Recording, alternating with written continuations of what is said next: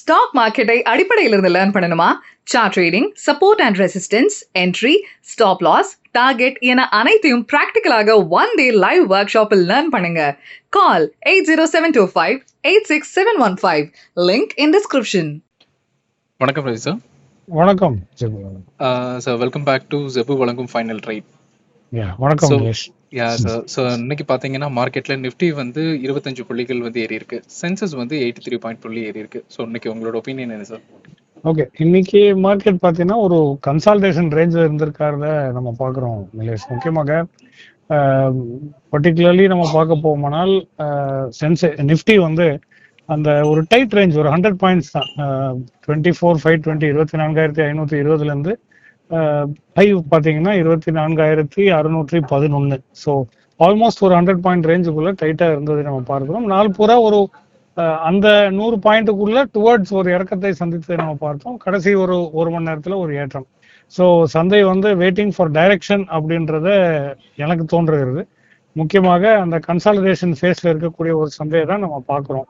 So hopefully அந்த Iran US போரோடைய அந்த state of Hormuz திறக்கிறதாகவும் இந்த மாதிரி ஃபேவரபிள் நியூஸா கொஞ்சம் சந்தைக்குள்ள நுழைந்தால் ஐ திங்க் அந்த 624,600 இந்த லெவல் தாண்டி சந்தை செல்லுகின்ற ஒரு வாய்ப்பு டெஃபினட்டாக இருக்கும். பட் சோஃபார் ஒரு கன்சாலிடேட்டிவ் மூடுல தான் சந்தை இருக்கிறதாக நமக்கு தெரியுது. சார், அப்கமிங் பார்த்தீங்கன்னா இந்த பேடிஎம் ஷேர்ஸ் வந்து 9% வந்து ஏறி இருக்கு. ஸோ அதோட ஒப்பீனியன் என்ன உங்களுக்கு?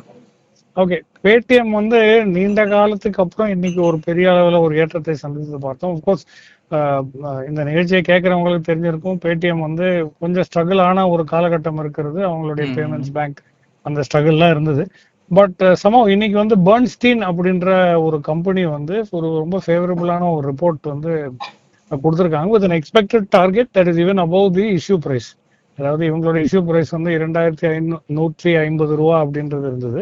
2,500க்கும் மேற்பட்டு செல்லுகின்ற ஒரு பாசிபிலிட்டி இருக்குன்னு அந்த பர்ன்ஸ்டீன் ரிப்போர்ட் சொல்லுது. முக்கியமா இந்த செயல்பாடு இது எதனால இந்த ரீரேட்டிங் அப்படி கொடுத்துருக்கு அப்படின்னா, இப்போ பினான்ஸ் மினிஸ்டர் வந்து ஓரிரு நாட்களுக்கு முன்பதாக இந்த மர்ச்சன்ட் டிஸ்கவுண்ட் ரேட் MDRன்னு சொல்லி ஃபார் ஆன்லைன் பேமெண்ட்ஸ், அப்படி அது வந்து அந்த MDR வந்து அடிஷ்னல் ரெவென்யூ வந்து ஃபார் பேமெண்ட் சர்வீஸ் ப்ரொவைடர்ஸ் இருக்கக்கூடும் அப்படின்றத அவங்க சொல்லியிருக்காங்க. குறிப்பிட்டது அது கன்சியூமருக்கு பெரிய அளவில் கிடையாது, but for service providers like Paytm, which was almost like the first இந்தியாவிலே வந்து first online UPI payment gateway வந்து அவங்க தான் இன்ஃபேக்ட் லான்ச் பண்ணாங்க. ஸோ அவங்களுக்கு எல்லாமே இந்த ஒரு குறிப்பிட்ட தொகைக்கு மேலே இந்த மர்ச்சன்ட் டிஸ்கவுண்ட் ரேட் வந்து கிடைக்கும் போது they start to earn additional revenue.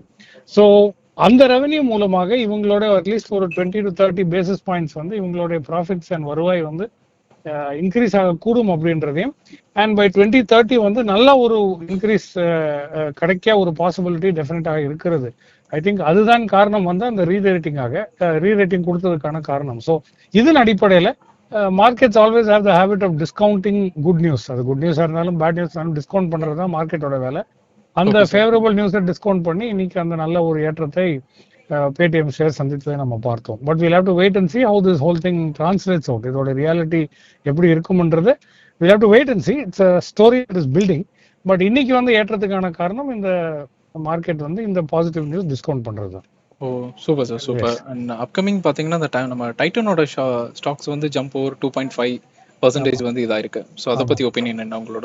Okay, Titan வந்து குட் ரிசல்ட்ஸ் கொடுத்ததாக ஃபண்டமெண்டல் நியூஸ், அவங்களோட ரிசல்ட் வந்து கொடுத்ததுனால ஐ திங்க் ஆல்தோ டைட்டன் வந்து ஃப்ரைடே அன்னைக்கு ஒரு வீழ்ச்சியை சந்தித்த ஒரு ஸ்டாக், பட் இன்னைக்கு வந்து நல்ல ஒரு ஏற்றத்தை சந்தித்து பிரைமர்லி அவங்களோட ரிசல்ட் இன்னைக்கு வந்ததை நம்ம பார்த்தோம். அந்த ரிசல்ட்ல வந்து அப்கோர்ஸ் வருவாய் வந்து பெரிய அளவில் வளர்ச்சி இருந்தாலுமே என்னை பொறுத்த வரைக்கும் அது வந்து அந்த கஸ்டம்ஸ் டியூட்டி பெனிஃபிட் வந்து இவங்களுக்கு ஒரு ஃபேவரபுளா இருக்கு. இப்போ ஆல்மோஸ்ட் ஒரு 300 crores பிளஸ். இப்போ இதுல என்ன கேட்ச்னா, இந்த கஸ்டம்ஸ் டியூட்டி பெனிஃபிட் வந்து உங்களுக்கு ஒவ்வொரு குவார்டர்லயும் கிடைக்க போறதில்ல.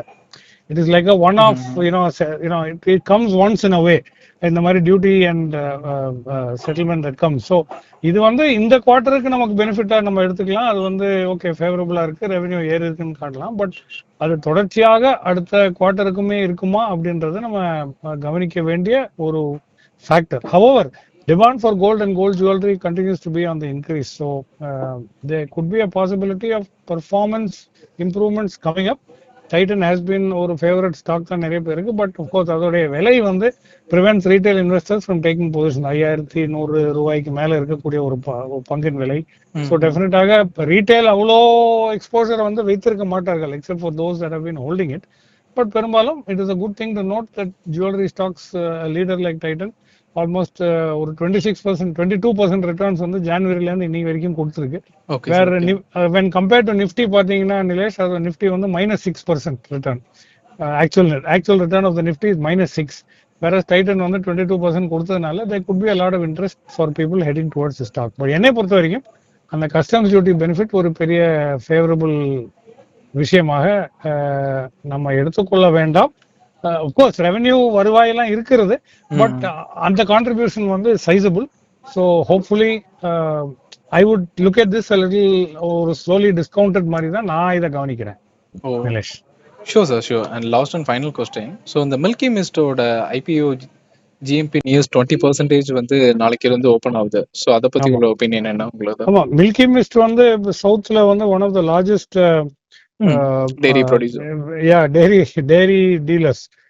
I mean they produce paneer irukku, milk irukku, curd irukku. I mean their products are sort of well known and well famous and accessible across several of the shops, retail shops வந்து நிறைய இருக்கு. So அதோட grey market price, அதாவது ஜிஎம்பின்றது நம்ம grey market price சொல்றோம். இது வந்து அன்அஃபிஷியலா ஒரு பிரைசிங், அதாவது ஐபிஓ ஆரம்பிக்கிறதுக்கு முன்னால அது கிரே மார்க்கெட் பிரைசிங் பார்த்தா மார்க்கெட்டோடைய trend and absorption of that stock எப்படி இருக்குன்றத ஒரு இண்டிகேட்டர் மாதிரி நம்ம வச்சுக்கலாம். ரிலையபிளா அன்ரிலையபிளான்றது வேற கேள்வி, பட் நம்ம வந்து அது ஒரு இண்டிகேட்டரா வைக்கிறோம். ஸோ அப்படி பார்க்கும்பொழுது மில்கி மிஸ்டோடைய ஜிஎம்பி வந்து ஆல்மோஸ்ட் ஒரு 20% above the issue price இருக்கிறத நம்ம பார்க்க முடியுது. which means there is a lot of expectation and a lot of likely demand that could come in for Milky Mist sharesன்றது நமக்கு புரிய இருக்கிறது. The size of the issue is also pretty big. 1553 கோடிக்கான IPO இது. And it's pretty sizable. So 20% hike on GMP என்றது that means there's a lot of demand, lot of interest. இப்போ இதுல என்ன catch அப்படின்னா, இந்த மாதிரி இருக்கும்பொழுது the over subscription parts could be very high. அதாவது ஓவர் சப்ஸ்கிரிப்ஷன்னா இப்போ எக்ஸ் நம்பர் ஆஃப் இப்போ 1553 கோடிக்கான issue so many million shares அப்படின்னு சொல்லுவாங்க. இப்போ இந்த ஷேருக்கு வந்து இவ்வளோ ஜிஎம்பி கொடுத்து மக்கள் வந்து கிரே மார்க்கெட்ல இருந்தா நாளைக்குள்ள அப்ளிகேஷன் போடும்போது that will be very high and retail allotment may come much below our எக்ஸ்பெக்டேஷன்ன்றதான் என்னோட view. Because everybody will be trying to put their money onto the Milky Mist IPO, considering the GMP which is at 20% higher. So demand பயங்கரமா இருக்கும், allotment வந்து ஸ்கேண்டியா வரலாம். So எதிர்பார்த்த அளவுக்கு நமக்கு வந்து ரீட்டைல் அலாட்மெண்ட் கிடைக்க வாய்ப்புகள் maybe less. This is just my view. இப்போ இருக்கிற ஜிஎம்பி பிரைசிங் வச்சு நான் சொல்றேன். we'll have to wait and watch how the IPO progresses over the next 2 days. But all said and done, Hatsun Agro மாதிரி அதே போல heritage milk and milk products mari, I think Milky Mist will be in that line of IPOs that traditionally do well in that sector. Ama so sir, let's see and wait. Adha pathi nama wait panni நம்ம பார்க்க வேண்டியதா. Correct தான். correct sure sir, thanks for your words. So நாளைக்கு இந்த மாதிரி ஒரு ஷோல meet பண்ணலாம். yeah sir. yeah thank you Nilesh. Bye.